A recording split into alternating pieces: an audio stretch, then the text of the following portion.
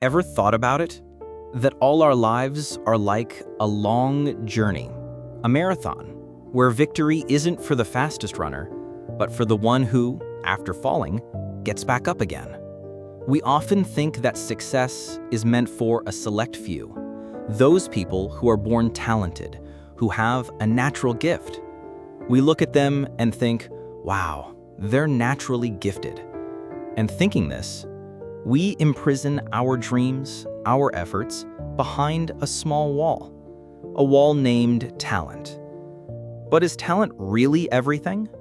Is your fate, your destiny, written before you were even born? What if I told you that science, psychology, and the lives of the world's most successful people tell a different story? A story where the hero isn't talent, but something else. This is the story of that inner power, that inner strength, that in every difficulty, every setback, gives you a voice from within. Just one more time. Just one more time. This is the story of that grit. Imagine America's toughest military academy, West Point. To get in, thousands of students work hard for 2 years. Top grades, top fitness scores, a recommendation from a member of Congress. Everything. Only the best of the best make it here. But every year, 1 out of 5 cadets drops out before graduating. And the most surprising thing is, most people give up within the first 2 months, during a training period known as BEAST. So the question is, who endures? When researchers delved into this, a fascinating fact emerged. There was no real difference in the talent or admission scores between the cadets who dropped out and those who ultimately stayed. This means that no matter how smart or naturally gifted you were, there was no guarantee you could withstand BEAST. So then, what was that defining quality that set them apart? It was a deep-seated stubbornness, an unwavering passion, a quality we might simply call courage or perseverance in our daily lives. This isn't just about putting in hard work, it's genuinely so much more than that. This is a unique, powerful blend of passion and perseverance. Passion means having a profound, never-ending interest in something. It's a fire that continues burning inside you for years.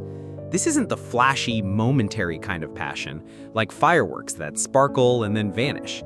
No, this is like a compass, a true north that keeps guiding you in the right direction, even on life's long and often dark paths.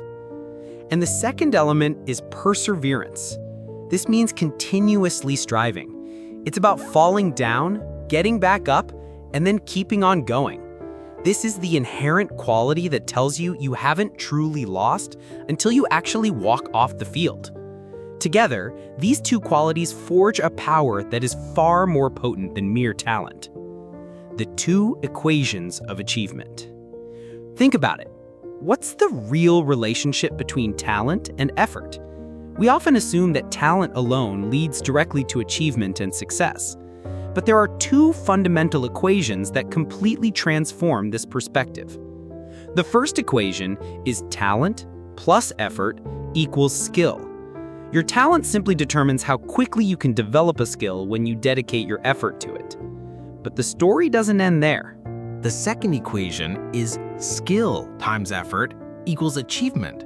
What you truly achieve using your acquired skill, that also depends entirely on your effort. Now look closely here. Effort appears twice in both of these equations.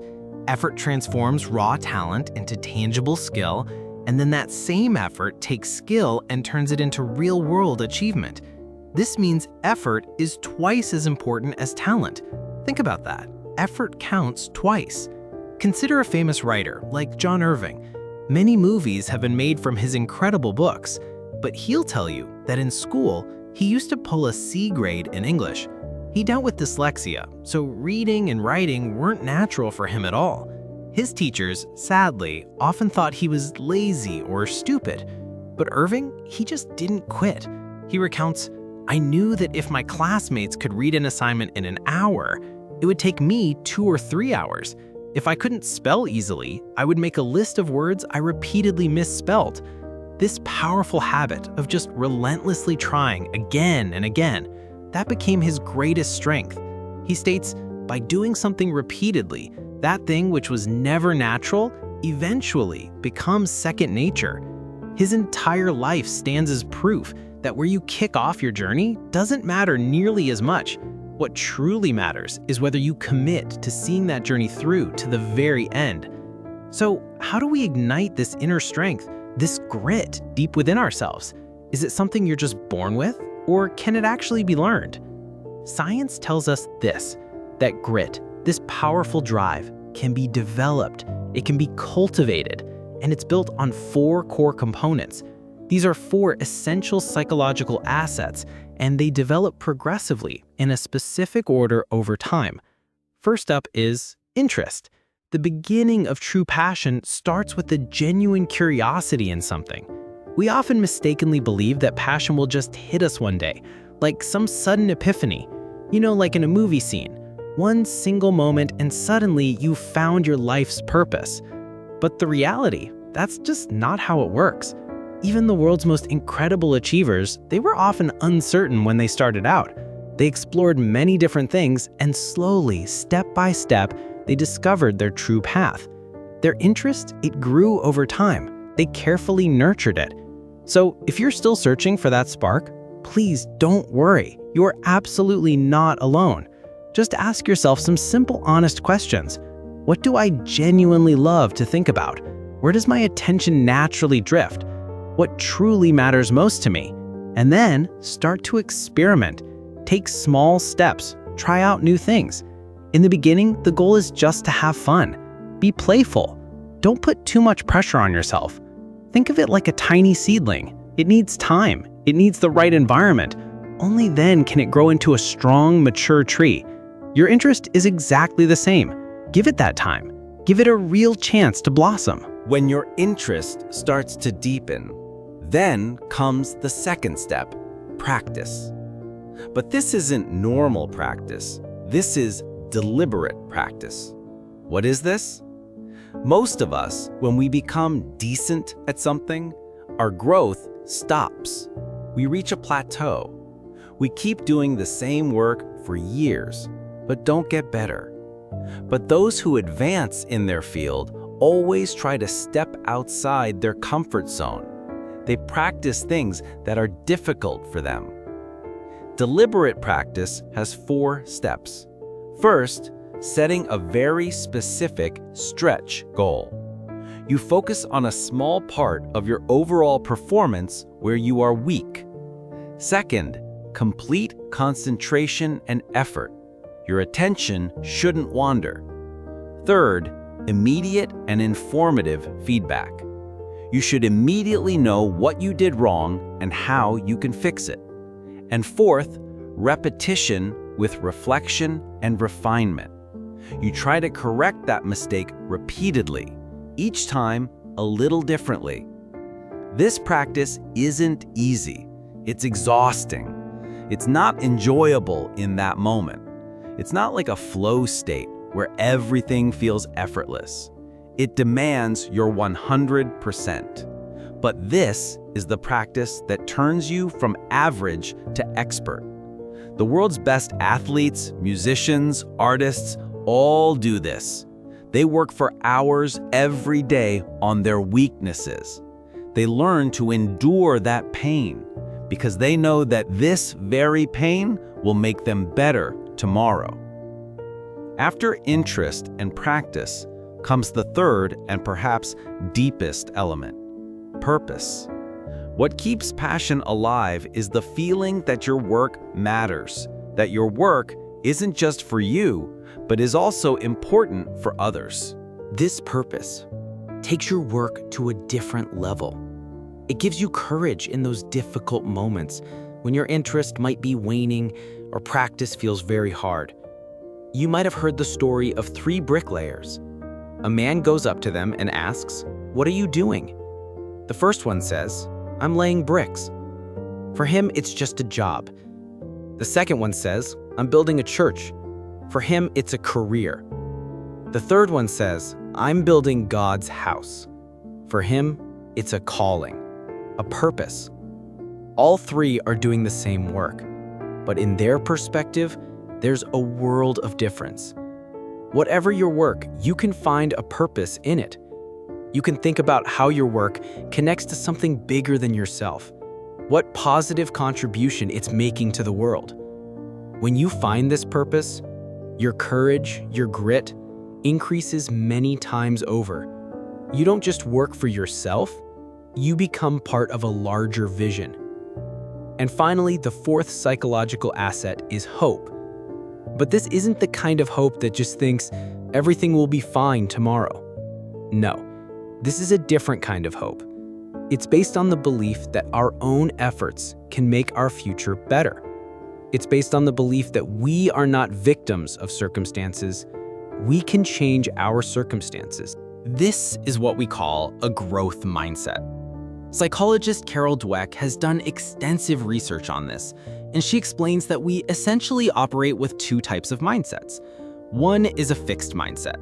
People with this perspective believe their abilities, their intelligence, their talents are all set in stone. They think these things simply can't be changed. When someone with a fixed mindset faces failure, their immediate thought is often, I'm just not capable of this. And unfortunately, they tend to give up. The other is a growth mindset. These individuals understand that with consistent effort, with focused striving, we can absolutely develop our abilities. We can always get better. When someone with a growth mindset encounters a setback, they think, I need to work harder. Maybe I need to try a different approach. They don't see failure as an end, they see it as a learning opportunity. Your mindset fundamentally determines your hope. If you genuinely believe you can never improve, you'll naturally stop trying.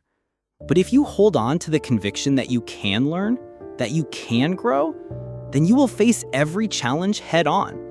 You will get up every single time you fall. Fall 7, rise 8.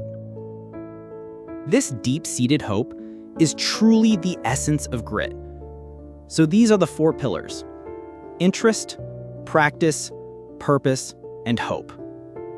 These are the internal forces that cultivate your grit, growing it from within. But there's another powerful approach. It's about influence from the outside in.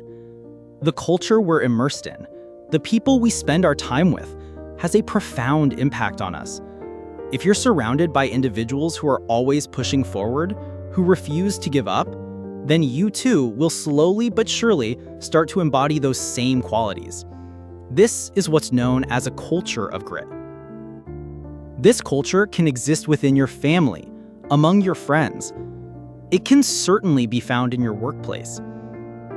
When you're a part of a team where everyone is striving to be their best, where the standards are exceptionally high, you naturally push yourself to rise to that level. Your identity becomes intertwined with that group. You start thinking, we don't give up. We are not quitters. Therefore, if you aspire to become grittier, seek out a gritty culture and make it your own. And if you find yourself in a leadership role, whether as a parent, a teacher, or a manager, then it's your opportunity to create a gritty culture. Support your people, but also hold them to high expectations. Challenge them. Give them opportunities to grow. Show them, through your actions, the immense value of hard work and unwavering persistence. So in the end, we come back to the same question. What is the secret to success? Perhaps there isn't one single secret. Perhaps it's the result of those thousands of small steps that we take every day. It's about finding that interest that keeps you awake at night.